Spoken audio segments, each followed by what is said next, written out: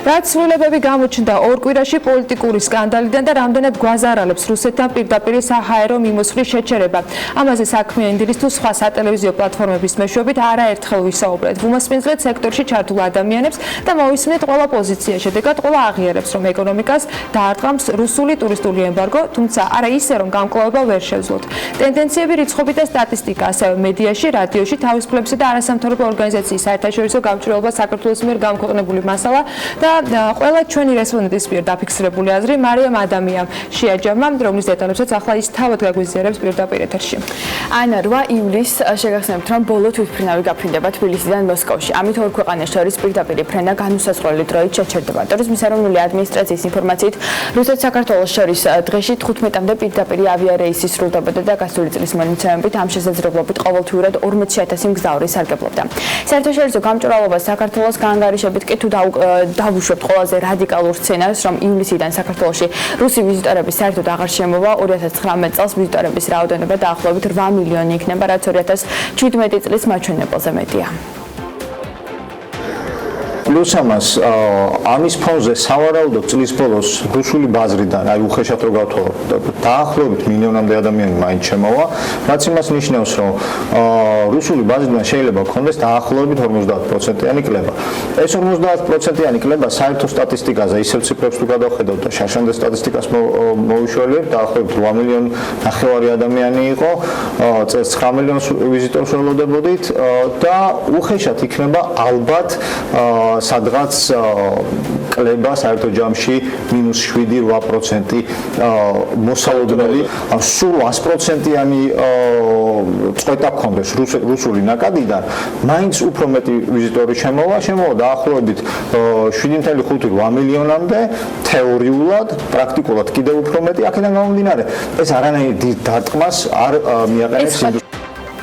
პირდაპირ საჰაერო მიმოსვლის შეჩერება თუ ტურისტთა ნაკადების სხვა გზებს არ მიმართავენ 2019 წელს საქართველოს შემოსავალს ტურიზმიდან დაახლოებით 100 მილიონი დოლარით შეამცირებს. რაც შეეხება უშუალოდ ქვეყნებს, გასულ წელს საქართველოში ყველაზე მეტი ტურისტი აზერბაიჯანიდან, სომხეთიდან და რუსეთიდან შემოვიდა. საინტერესოა რა მოხდება თუ რუსი ტურისტები საქართველოში აღარ შემოვლენ. რეალურად ტურიზმის სფეროს სპეციალისტები ამ ალბათობას არ უშვებენ. ისინი ხელმძღვანელობენ მონაცემებით, რომელიც ავიარეისებითა და სახმელეთო საზღვრით მოსარგებლე ტურისტებს ითვლის, რომლის თანახმადაც სახმელეთო გზით 70% შემოვიდა, პირდაპირ საჰაერო გზით კი 29%. უდიდესი წილი მაინც რუსეთიდან შემოსული ტურისტები შემოდიოდა სახმელეთო საზღვრიდან, ლარსის პუნქტიდან. შესაბამისად, ჩვენ არ ველოდებით, რომ ეს ციფრი საერთოდ განულდება.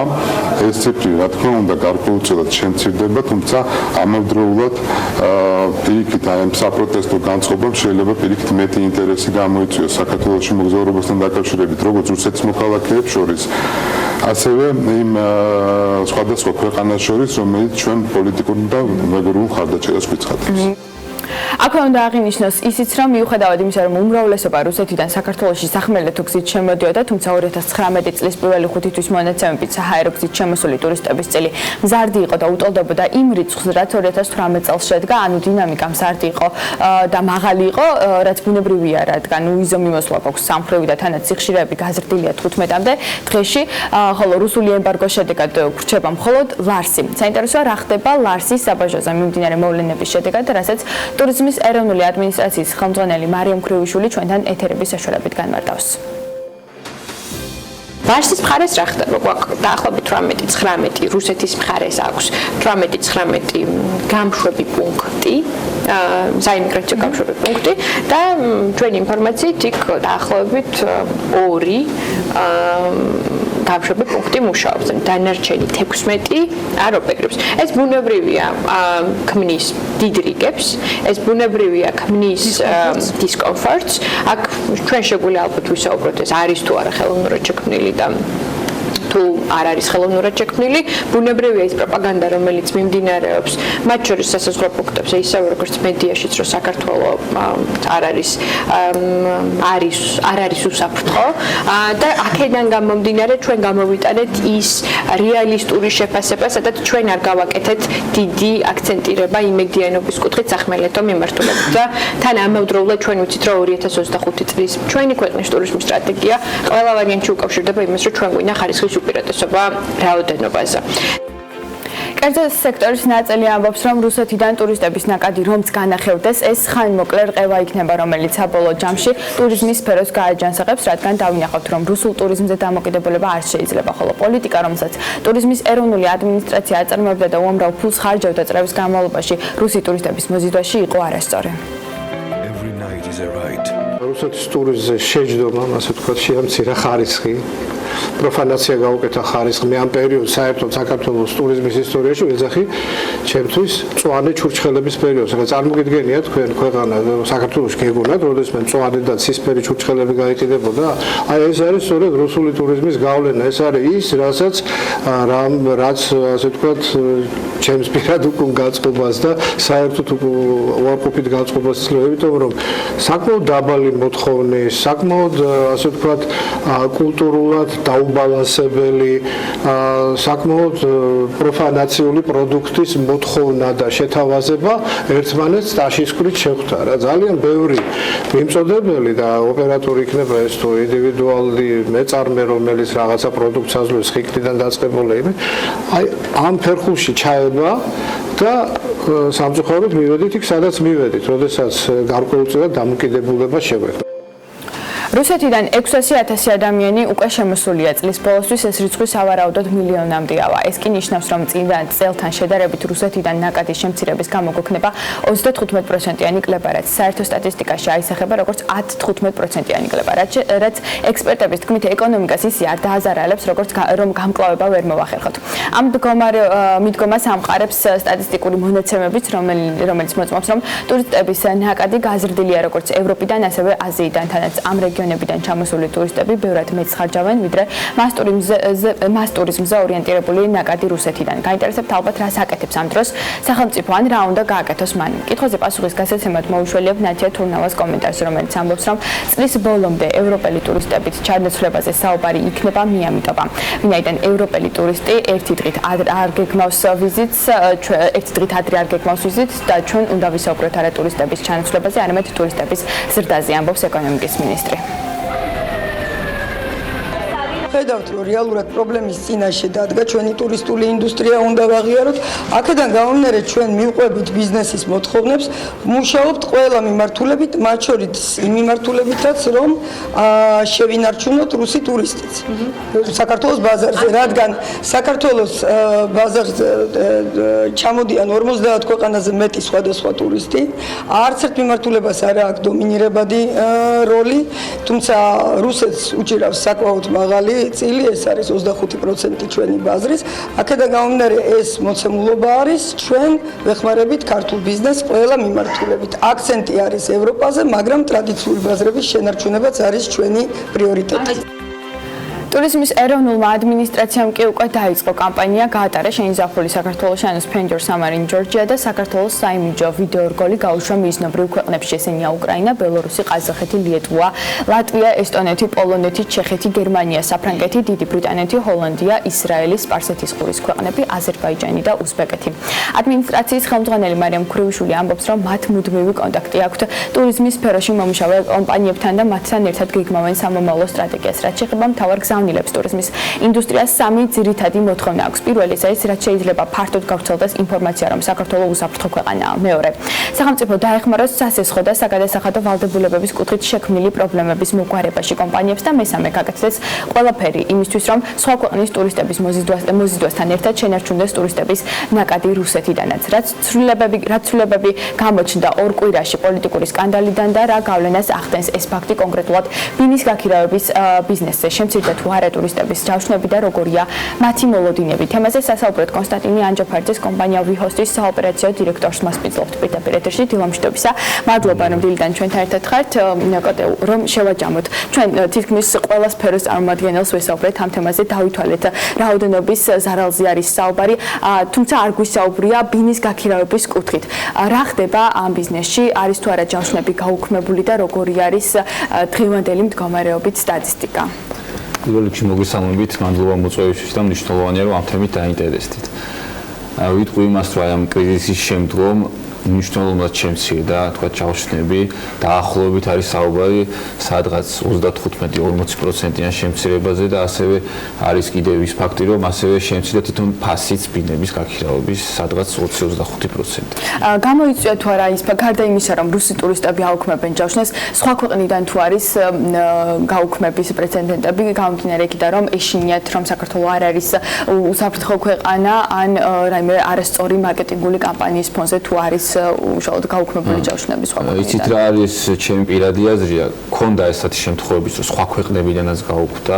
შემიძლია გითხრათ, რომ რუსული ჯავშნები ისევ შემოდის, მაგრამ ქონდა გაუქმება სხვა ქვეყნებიდან, იყო კითხვების დასმას, რომ თქვენთან უსაფრთხოება როგორ დაცული არის, რაიმე პრობლემა ხო არ არის და მინდა ვთქვა, რომ რაღაც ჩემი აზრია ესეთი, რომ რაღაც არასწორი პოზიციონირება ხდება თითქოს აი ამ პრობლემის საზღვარგარეთ ყველა ჩართული არის ჩვენი ყველა ქვეყნის მოქალაქე არის ჩართული და სულ მიდის საუბარი იმაზე, ну დაახლოებით ესეთი კონტექსტია, რომ ჩამოდით საქართველოში, რუსები გვიქმნიან პრობლემებს და ამ რუსეთის კიდე ყველგან ხო ხდებით, ყველგან ისინია, შეიძლება ესე ვთქვათ და ირიდება, როცა ადამიანი ჩამოდით დასასვენებლად, მან არ ჭირდება ზედმეტი პრობლემების შექმნა და ამიტომ მნიშვნელოვანი იქნება, რომ ჩვენი თავის პოზიციონირება საქართველოს მოახდენს როგორც უსაფრთხო ქვეყანა, ხო ამდენი მილიონი ტურისტი შემოვიდა და შეგვიძლია ვთქვათ, რომ თითქმის არც ერთ ტურისტს არანაირი პრობლემა არ ქონია ამ წლების განმავლობაში და მათ შორისაც რუსს არც ერთ ტურისტს არ ქონია პრობლემა და მნიშვნელოვანია ჩემი აზრით ზუსტად ესე მოხდეს ჩვენი ქვეყნის პოზიციონირება, რომ კი უკვე გვესმის და შევეგვიეთ იმას ჩვენ და ვეძებთ უკვე გამოსავლის გზებს თუ როგორ უნდა შევავსოთ ეს რუსი ტურისტების არ შემოსვლით გამოწვეული ზარალი და როგორც უკვე ჩვენ ძალიან გაგვიჭირდება თუ სხვა ტურისტების დაიწყებენ ჯავშნების გაუქმებას და ამიტომ მნიშვნელოვანია რომ მინდა ყველას მოუწოდო ხელისუფლებასაც, ხალხსაც, ვინც ნამდვილად ცდილობს რომ დაგვეხმაროს ჩვენ სექტორს და ვთქვათ Facebook აქტივობებია და სხვადასხვა რაღაცებს გეგმავენ საქართველოს მოქალაქე მის თქვათ აქ ცხოვრობენ და საზღვარგარეთ, მაგრამ მოახდენ სხვანაირი პოზიციონირება ჩვენი ქვეყნის როგორც უსაფრთხო ქვეყნის, როგორც ულამაზესი ბუნების და ასევე რომ მნიშვნელოვანია ისიც თქვას ყველგან რომ არის საკმაოდ მაღალი ხარისხის, საკმაოდ დაბალ ფასად. ნიკა, მაინტერესებს რამდენად იყო უკაცრავად კოტე, რამდენად იყო დამოკიდებული უშუალოდ ვიხოსცე რომ ვისაუბროთ რუსულ ბაზარზე. ანუ იქითკენ მიმყავს საუბარი რომ რამდენად შეგვიძლია ვთქვათ რომ სეზონი ჩავარდა მიმდინარე წელს.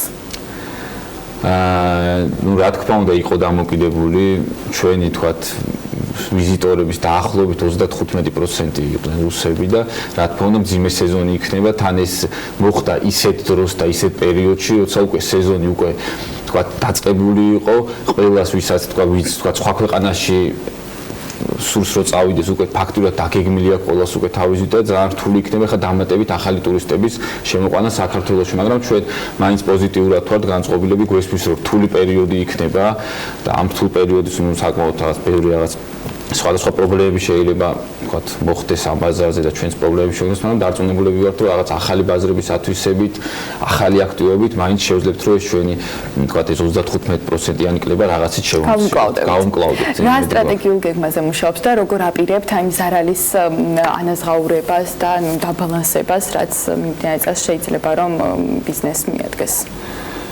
პირველ რიგში არის ის თქვათ რაც თქვა აქამდე რომ ვეძებთ ახალ ბაზრებს, პოულობთ ახალ პარტნიორებს, ვინც დაგვეხმარებიან ტურისტების შემოყვანაში. ასევე მნიშვნელოვანია რომ ჯერ პირველ რიგში სწორედ შევაფასეთ ჩვენ და აქ ხშირად საუბრობენ რომ ეს არ იქნება მნიშვნელოვანი კლება რაღაცა 5%-ზე, 4%-ზე და 9%-ზე არის საუბარი, მაგრამ ჩვენი შეფასებით ბევრად მეტი არის რუსები, ჩვენ შემთხვევაში ბევრად მეტია რუსების წილი. და ნუ ვიწყებთ ახალ ბაზრების ათვისება და ახალ ბაზრებზე თქვათ ჩვენ რეკლამირებას ჩვენი კომპანიის, ჩვენი ბინების, ასევე მნიშვნელოვანია რომ სხვადასხვა ქართულ კომპანიები დაგვიდნენ გვერდში და მათთან ერთად ახალ პაკეტებს ვქნით, რომელიც უფრო მოვიზიდავთ ამით სახელმწიფოს დახმარებას თუ გრძნობთ ხარდაჭერას ამ სახელმწიფოს დახმარებასაც გრძნობთ, არის შეხვედრები და მიდის ჯოლობა თუ როგორ უნდა გამოსწორდეს. ხართ ჩართული მოლაპარაკებების პროცესებში. კი, რა თქმა უნდა, გვაქვს კომუნიკაცია. რა ხდება, რა მოხდება თუ კი ყველაზე უარესი სიუჟეტი ავიღოთ, თუ კი რუსი ტურისტები აღარ შემოვლენ? ეხლა ამ წუთებში ხო არის საუბარი რომ რუსი ტურისტები შევინარჩუნოთ, მაინც ჩამოვლენ, ის იქნება სახმელეთო გზით თუ სხვადასხვა ჩარტერული რეისებით. რა მოხდება თუ აღარ შემოვლენ? ანუ პირადად ჩვენი კომპანიის თქვათ კრიზისული გეგმა იმას გულისხმობს, რომ გვესმის ჩვენ როგორ მეზობელი ყავს და შეიძლება თქვა საჰაერო მიმოსვლა ეს აკრძალოს, მაგრამ უკვე იყო საუბარი საზღვარზეც შეექმნათ პრობლემები და ჩვენ ესე გვიგმოთ რომ საერთოდ აღარ შემოვლენ რუსი ტურისტები. ანუ მზად ხართ ამისთვის და როგორც გითხარით სხვადასხვა აქტივობებს გეგმავთ და ნუ გვესმის რომ ურთულესი პერიოდი იქნება. ეს ურთულესი პერიოდი შეიძლება გაგრძელდეს თქვა ეს ერთ და ორ თვეში ვერ გამოსწორდება და ბევრად უფრო დიდი პრობლემა იქნება მაგალითად თბილისის შემთხვევაში როცა ეხა ისედაც შემოდიან ტურისტები ხო მაგრამ როცა თქვა სექტემბრის ბოლოს ოქტომბრის სეზონი იყო თბილისში ნოემბერში ნაკლებად იყო იანვარი იყო აი ეს პერიოდი უფრო გაგვიჭირდება მაგრამ მზად ვართ და გვაქვს გეგმა და ამ გეგმას მიყვებით და იმედს ვიტოვებთ და პოზიტიურად ვართ განწყობილები რომ ყველა თუ ერთმანეთს დავეხმარებით კოტები ჩვენ მოსმენი გვაქვს სხვა სექტორის წარმომადგენლების მხრიდან ან რუსი ტურისტების ასე ვთქვათ შეფასება მაინტერესებს ვიხოსტის შემთხვევაში რუსი ტურისტები ეს იყო ხარისხი თუ ეს იყო უბრალოდ რაოდენობა? რა თქმა უნდა ეს იყო პირველ რიგში რაოდენობა ხარისხთან დაკავშირებით იყვნენ თუ არა მაღალმხარჯვულნარიანი ტურისტები უშუალოდ ვიხოსტის იცით რა არის ნუ საშუალოდ ხარჯვულნარიანი ტურისტები იყვნენ ვერ ვიტყვი რომ ყველაზე ნაკლებს ხარჯავენ რა თქმა უნდა ეს ასე არ არის მაგრამ რა თქმა უნდა არც ისე იყვნენ რომ თქვა ყველაზე მიც ხარჯავდნენ და რაღაც თავარი აქვს რაოდენობა რა თქმა უნდა ჩვენ გვინდა ისეთი ტური რომ გვინდა რაოდენობას და გვინდა რომ ბეტის დახარჯონ ხა თქვა ესე ხა ბოლოს კითხულობდი კვლევებს და ბრიტანელები ხარჯავენ ყველაზე მეც მაგრამ ჩამოდის თქვა ერთი ბრიტანელი და მე ბრიტანელზე 100 რუსი ტურისტი მოდიოდა ხო და ამ შემთხვევაში გვინდა ბრიტანელების რაოდენობის და რა თქმა უნდა ახალ პლატფორმაზეც მინდა გითხოთ WeHost XP რას გულისხმობს ჩვენ არ გვისაუბრია ჯერჯერობით ამ პლატფორმაზე პირდაპირ ეთერის საშუალებით რას გულისხმობს რომ მოგვიყვეთ რა მიზანს ემსახურება და შეეხო თუ არა რუსული ტურისტული ემბარგო უშუალოდ ამ პლატფორმასაც ისიც არის ან ეს არის პლატფორმა რომელიც აკავშირებს იმ ადამიანებს ვისაც აქვს თქვა ჰობი აქვს რაღაც ტურებს აკეთებს აკავშირებს მომხმარებლებთან რა ეს არის რაღაც სხვადასხვა ტურები დევს ან ყველა ადამიანს შეუძლია გახდეს ყველა ადამიანს შეუძლია რომ დაადოს თავისი ტური და მე თქვა ვაკავშირებთ ერთმანეთს ერთნაირი თქვა ჰობის მქონე ადამიანებს და ესე რომ თქვა რუს ტურისტების ის არ შეხებია ჩვენ პლატფორმას პირიქით ეხა უფრო მეტ აქტივობას გეგმავთ ზუსტად ამ მოვლენებიდან გამომდინარე ჩვენმა კომპანიამ მიიღო გადაწყვეტილება და აი ამ პრობლემური ხნის განმავლობაში ჩვენ საერთოდ არ ვიღებთ ჩვენ საკომისიოს და პირდაპირ ეს თქვა შემოსავალი რაც აქვს პირდაპირ მისდის ამ ტურის ორგანიზატორებს და მოკლედ საკმაოდ აქტივობებს გეგმავთ და იქნება ფასდაკლებების აქციებიც და ბევრი რაღაცა ბოლო კითხვას დაგისვამ და ამით დავსრულოთ რას გეგმავს WeHost-ი ანუ რომელ ბაზრებზე ახდენთ განსაკუთრებულ ყურადღებას სად ბუსტავთ საკუთარ პროდუქტს და რომელი ქვეყნებიდან აპირებთ რომ მოიზიდოთ უფრო მეტი ტურისტი მიმდინარე წლის სეზონზე მიმდინარე წლის სეზონზე ნუ მნიშვნელოვანია საიდანაც მოდიან რომ ისინი შევინარჩუნოთ ახლა რუსებს თუ შემოვლენ ძალიან გაგვიხარდება რა თქმა უნდა ჩვენ ჩავატარებთ კვლევა ზუსტად ვიცით თქვა ამ პლატფორმების მეშვეობით რომელი ქალაქებიდან უფრო მეტი ტურისტები მოდიან და ზუსტად იმ კონკრეტული რომელი ქალაქებზე ასაუბრეთ აი მაგალითად Airbnb შემთხვევაში აეროპილოზე იყო მოსკოვი, პეტერბურგი და მესამეზე ლონდონი, კიევი. და გეგმავთ ახლა მაგ ქალაქებში აქტივობებს, ასევე საუბრეთ booking.com-ის თქვა წარმომადგენლებს, ვინც იყვნენ და მათთან ერთადაც ისე გვინდა რომ მოვახდინოთ თქვა რომ აღარ ამოვარდეს ჩვენი ბინები რუსეთში და ამოვარდეს სხვა ქვეყნებში. ძალიან დიდი მადლობა. წარმატებებს გისურვებთ. კონსტანტინე ანჯაფარიძე კომპანია WeHost-ის საოპერაციო დირექტორს მართლმინძლობთ პირდაპირ ეთერში და საუბრობდით თუ რამდენად დააზარალა რუსულმა ტურისტულმა ემბარგომ უშუალოდ ბინის გაქირავების ბიზნესი.